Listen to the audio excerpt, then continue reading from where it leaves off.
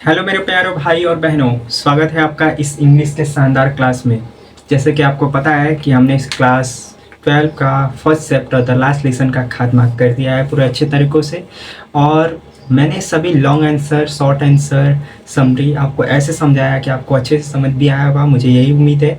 और आज से हम शुरू करने वाले हैं क्लास 12 का second chapter the lost spring, जिसको लिखा है अनीस जंग ने।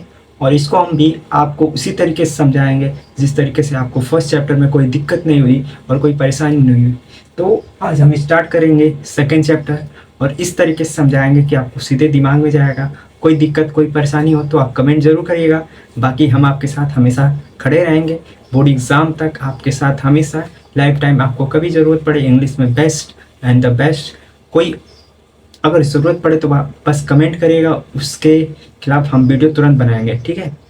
तो चलिए आज हम स्टार्ट करते हैं नया चैप्टर, एक अच्छे ढंग से, एक नई शुरुआत।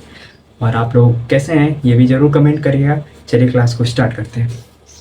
तो सेकेंड चैप्टर है जिसका नाम है the lost spring.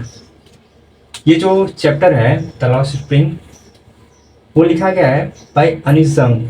highlight the harsh reality of the child labor and the crushing poverty that inspire children of their dreams and the childhood। इसका मतलब है ना, इस चैप्टर को मेन थीम जो दिया गया है ना, वो अनीस जंग द्वारा यही बस दिखाया गया है कि जो आजकल के बच्चे हैं, जो छोटे बच्चे हैं, उनकी ड्रीम नहीं पूरी हो पा रही है, वो अच्छे से अपना बचपन नहीं गुजार पा रहे हैं। डायरेक्टली वो कभी कभी फैक्ट्रिया में काम करने लग रहे हैं। कभी कुछ लड़के तो देखते होंगे आपकी रोड पे कुछ काम करते होंगे। कोई इतना गरीब है कि प्लास्टिक वगैरह बिन के अपना कैसे भी गुजारा करता है।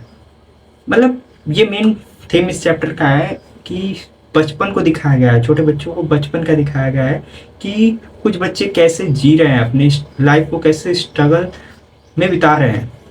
अनीस जंग इसी को इस चैप्टर में दिखाए हुए हैं।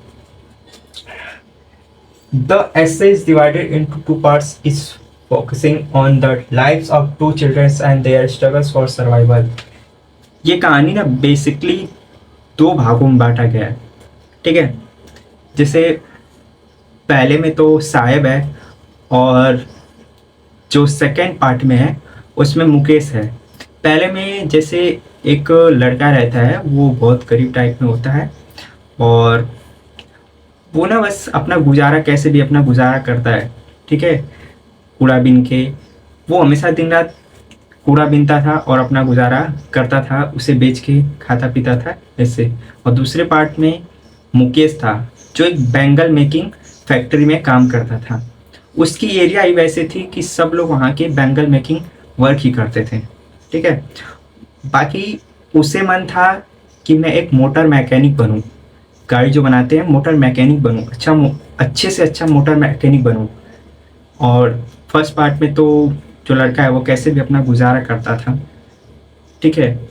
वो कूड़ों में सोचता था कि कहीं मुझे सोना मिल जाए, कहीं मुझे 2 रुपये मिल जाए, मैं उससे अच्छे से जी सकूं, अपनी लाइफ बिता सकूं। उसका पल पल कुछ इस तरीके से बीतता था कि बस कैसे भी 1-2 रुपये ही दिन का मिल जाए और कैसे भी हम खा पी ले और लाइफ को गुजार ले, यही उसका बीतता था। और मुकेश का तो अलग ही था कि उसे बैंगल मेकिंग वर्क तो करना पड़ता था, लेकिन उसका सपना था मोटर मैकेनिक बनने का, अपनी लाइफ में कुछ अच्छा करने का। होता है ना यार, कोई सोचता है कि अपनी लाइफ में इतना करूं कि कोई परेशानी ना हो, अपनी फैमिली को कोई परेशानी ना हो। लेकिन कुछ लोग होते हैं कि फैमिली से जो परंपरा चली आती है, उसी परंपरा को वो बराबर चलाए जाते हैं। वही वहाँ पे था कि सब लोग बैंगल मेकिंग वर्क ही करते थे, तो उसे भी बैंगल मेकिंग वर्क करना पड़ता था, लेकिन उसके दिमाग में था कि मुझे एक मोटर मैकेनिक बनना है, ठीक है। आगे आगे चलते हैं। Third law spring Anees Jung citizen सोटिकल apathy toward child labour and poverty. जो अनीस जंग है मेन यहाँ पे छोटे बच्चों का जो जीवन है वो कैसे कठिनाइयों में बीत रहा है, उनकी गरीबी कैसे बीत रही है, उस पर प्रकाश डाल रहे हैं, देख रहे हैं, प्रकाश डाल रहे हैं, ध्यान दे रहे हैं। सी कॉल फॉर बेहतर education, social reforms and opportunity. वो ना एक अच्छे पढ़ाई, एक अच्छी शिक्षा, एक अच्छा मतलब सुविधा के लिए वो आवाज़ उठाना चाहते हैं, उस पर प्रकाश डलवाना चाहते हैं, लोग उस पर लोगों को जागरूक करना चाहते हैं कि लोग इस पे ध्यान दें। सी कॉल पर बेहतर ही हो गया। Children like Saheb and Mukesh to break free from there opposite circumstance. जैसे कि साहेब और मुकेश हैं, उनकी लाइफ कुछ ऐसे बीत रही है जैसे मैंने आपको बताया कि साहब कूड़ा बीन के अपना दिन गुजारा कैसे कर लेता है, मुकेश जो है उसका सपना अलग है। कि लाइफ यार सबकी, छोटे बच्चों की आजकल सबकी लाइफ एक जैसी नहीं होती है। लाइफ दुनिया में सबकी लाइफ डिफरेंट डिफरेंट टाइप तक होती है। कुछ की लाइफ अच्छी बीतती है, कुछ की लाइफ कैसे बीत जाती है। तो ये है कि दुनिया में सबका सपना अलग अलग है। देखिए मेरा मेन थीम लॉन्ग कहानी को शॉर्ट में बता के आपको अच्छे से समझाना। आप कहोगे या कोई और कहेगा कि भाई इतना बड़ा चैप्टर है, आपने इतना शॉर्ट में कैसे समझा दी।